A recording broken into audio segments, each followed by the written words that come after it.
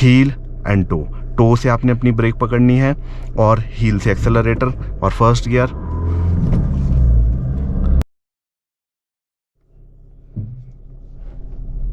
Hello everyone, कैसे हो आप लोग सब। मैं प्रे करता हूँ कि आप लोग बहुत अच्छे होंगे, अच्छे से ड्राइव कर रहे होंगे और सेफली ड्राइव कर रहे होंगे। तो पहले तो बहुत बहुत थैंक यू सारे लोगों का, जो हमारे 1000 सब्सक्राइबर्स क्रॉस हो गया, तो उसके लिए सबको मैं थैंक यू बोलना चाहता हूँ दिल से वंस अगेन। और बाकी आज मैंने सोचा आज मैं वीडियो बनाता हूँ दोबारा से वही ट्यूटोरियल की अपनी, बिकॉज़ जो हमने जैसे पहले स्लाविया में बनाई थी वीडियो, तो उसमें क्या था कि उसमें हिल होल्ड असिस्ट है कंपनी से बाय डिफ़ॉल्ट। तो हो सकता है बहुत सारी गाड़ियों में तो है नहीं अभी हिल होल्ड असिस्ट, ये मतलब टॉप लाइन उसमें आ रहा है। तो मैंने सोचा मैं आज आप लोगों को मैं बताऊं कि कैसे कैसे मतलब जो मेरा फुटवर्क है कैसे मैं यूज़ करता हूं, जो हिल होल्ड जिन गाड़ियों में नहीं है उसमें कैसे करता हूं। तो ये था थोड़ा सा, तो इस वीडियो में ये रहने वाला है। बाकी देखो अभी मैं निकला हूँ अपने घर से, थोड़ा सा मैंने जाना है संजौली, और बाकी अभी शायद हमें ट्रैफिक भी लगेगा। उस दिन ट्रैफिक भी कम था बिकॉज नो एंट्री के टाइम पे निकले थे हम। बाकी अभी शायद आज ट्रैफिक भी मिलेगा, तो मैं सोच रहा हूँ थोड़ा सा हम एक राउंड मार के आते हैं। और अभी यहाँ थोड़ा सा ट्रैफिक लगा है, देखो आगे।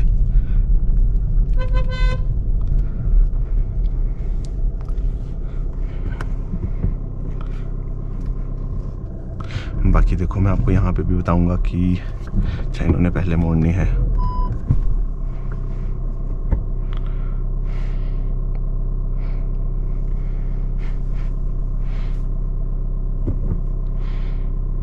इन्होंने कहाँ को जाना है, ये थोड़ा सा नीचे नीचे।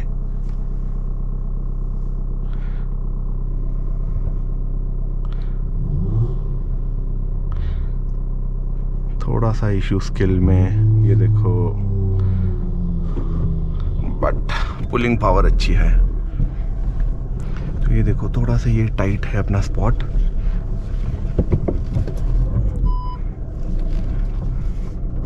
इसमें तो इनफैक्ट कैमरा भी नहीं है, तो थोड़ा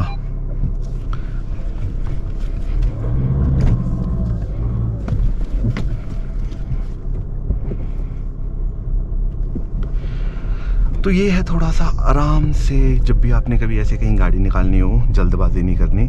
जैसे अभी ये i10 वाले जो निकाल रहे थे, तो थोड़ा जल्दबाजी में कई बार क्या हो जाता है कि गलती हो सकती है।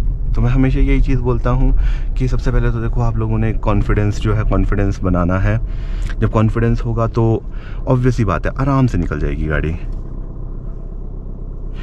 थोड़ा सा यहाँ मुझे लग रहा है कि गाड़ी लगे ना, बट यहाँ मुश्किल है थोड़ा।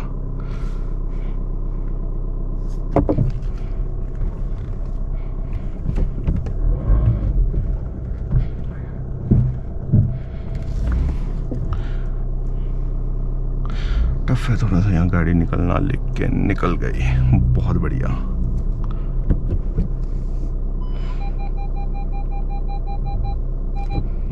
देखो जब आप ऐसे स्पॉट पे हो तो कैसे गाड़ी निकालें आराम से। सबसे पहले कॉन्फिडेंस थोड़ा सा, प्यार से, बिल्कुल कोई जल्दबाजी नहीं। तो ये देखो, ये आप कर सकते हो। देखो अपने उसमें ऐड, जब भी आपने गाड़ी चलानी हो और जब भी आप कभी पहाड़ वाले रास्ते में फंसो, तो आप हमेशा ऐसे कर सकते हो। बाकी जैसे देखो अभी सामने से गाड़ी आ गई है, तो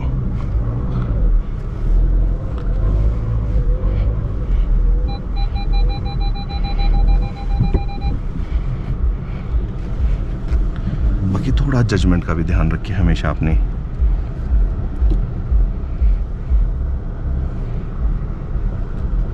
तो जो मैंने चीज़ें सिखानी थी वो सबसे पहले तो देखो मैंने आपको लास्ट टाइम क्या सिखाया था कि जब आपने पिक करनी है तो क्रॉस करना है। अगर क्रॉस नहीं होता है तो बहुत सारे लोगों ने मुझे बोला था कि हैंड ब्रेक से भी पुल कर सकते हैं, चढ़ाई पे हैंड ब्रेक पुल करके।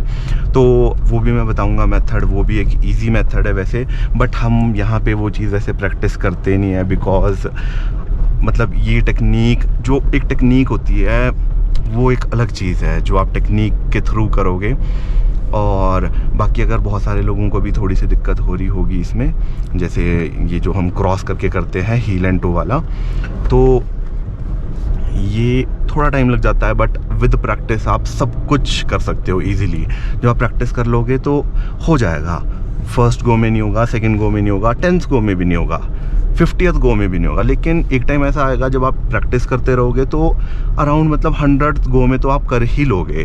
तो ये देखो, ये भी बल्कि अब देखो एक टाइट सा कर्व है। देखो यहाँ पे पहले देखना है सबसे पहले कि नीचे से कोई गाड़ी तो नहीं आ रही है, नहीं आ रही है। तो देखो आपके पास दो ऑप्शन है, या तो आप देखो अंदर पार्किंग में ले जाओ, पार्किंग में जाके मोड़ के ले आओ और आराम से यहाँ पे निकाल लो।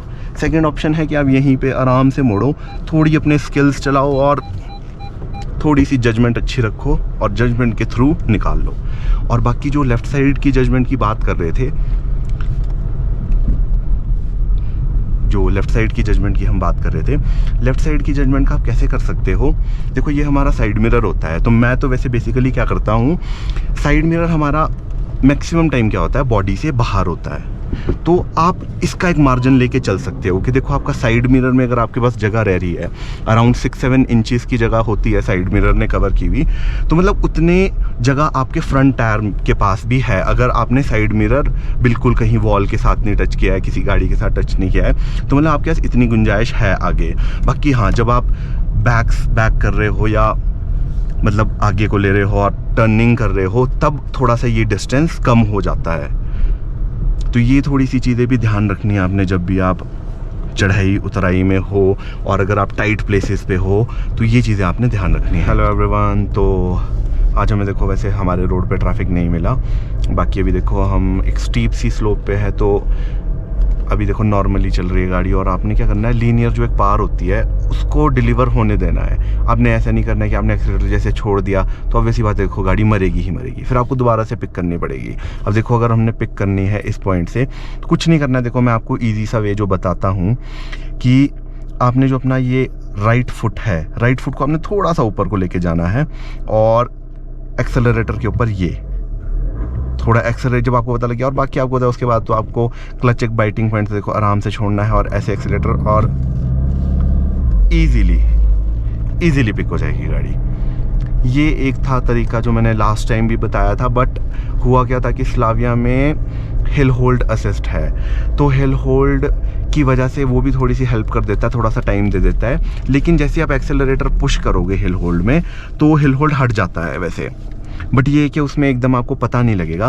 बाकी देखो हम फिर से अब एक मोड़ पे आ गए हैं और बाकी कुछ नहीं है। अगर यहाँ पे तो हम नॉर्मली ऐसे भी पिक करें, थोड़ा सा आपको सिर्फ अपने बाइटिंग पॉइंट का पता होना चाहिए कि मेरा बाइटिंग पॉइंट कहाँ है। बाकी देखो अगर मैं यहाँ पे रुक जाऊँ अब चढ़ाई पे, और जो लोग मुझे बोल रहे थे कि एक हैंड ब्रेक वाला भी होता है, तो ये देखो ये हैंड ब्रेक लगा दिए मैंने।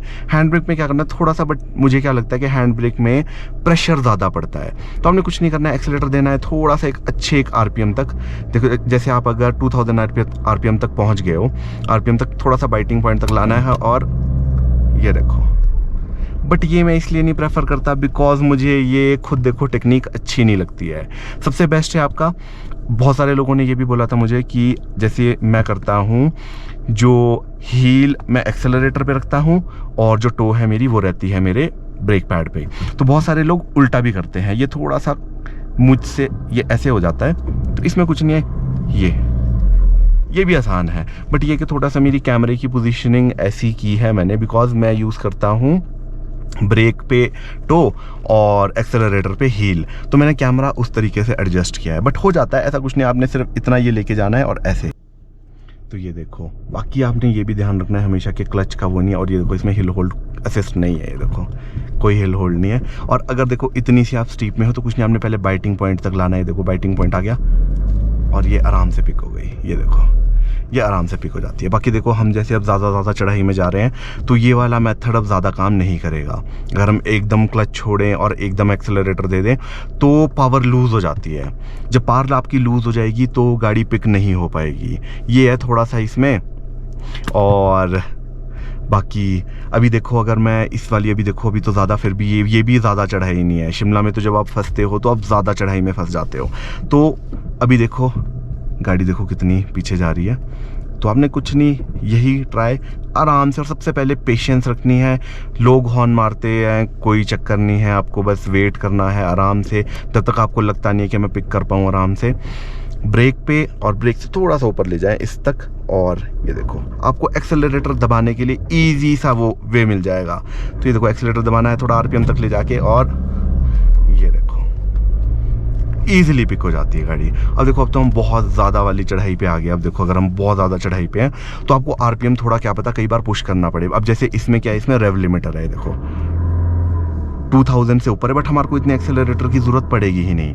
और ये देखो वही सेम ही आपने चीज़ करनी है, हील एंड टो से आपने अपनी ब्रेक पकड़नी है और हील से एक्सेलरेटर और फर्स्ट गियर। और थोड़ा कई बार आपको हो सकता है कि क्लच को दोबारा से पुश करना पड़ जाए, बिकॉज कई बार क्या होता है कि एक्सेलरेटर क्योंकि हो जाता है कि जैसे आप मतलब एक्सेलरेटर दोगे तो पावर कम हो जाती है जैसे आप क्लच छोड़ोगे, क्योंकि जो इंजन पावर होता है वो डिलीवर कर देता है आपको गियर बॉक्स में, तो वो जितनी भी आपने एक्सेलरेशन दी होती है वो कम हो जाती है गियर बॉक्स में जाके। तो बस यही था आज की वीडियो में। मैंने आपको सोचा कि एक सेकेंड वो दिखाया जाए और एमियो में कैसे पिक करते हैं, और एमियो में क्या मतलब आप किसी और गाड़ी में कैसे पिक कर सकते हैं जिसमें हिल होल्ड असिस्ट ना हो। और एक और चीज़ थी जो मैं लास्ट में शेयर करना चाहता हूँ कि जो डीजल कार थे वो इजीली पिक हो जाती है, बिकॉज टर्बो का एक जो बूस्ट होता है वो बहुत अच्छा होता है। और डीजल इंजन में क्या होता है कि डीजल इंजन में एक आइडलिंग होती है।